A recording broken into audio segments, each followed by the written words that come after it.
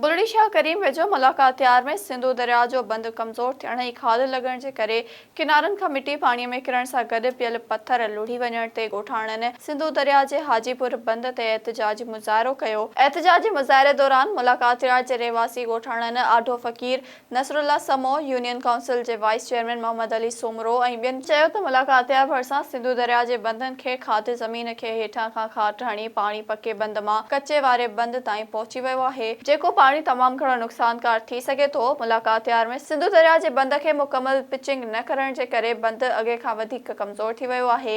बंद खे हर तरफ़ खां खॾा पइजी रहिया आहिनि। मुलाकातियार जे शहर खे कंहिं बि वक़्तु नुक़सान रसाए सघे थो। बरसातुनि जे मौसम तोड़े इम्कानी दरियाई ॿोॾि जे करे इलाइक़े में तमामु वॾी तबाही अची सघे थी, जंहिं जे बचाव लाइ आबपाशी खाते जे अमलदारनि को बि अञा ताईं उपाउ न वरितो आहे। 4 महीना अॻु करोड़ रुपयनि जी स्कीम सां बंदनि जी पिचिंग वारो कमु मुकमल न थियण ते आला इख्तियारनि खे करप्शन जे ख़िलाफ़ कार्रवाई करणु घुर्जे। ॿी सूरत में रहवासी सख़्त एहतजाज कंदा।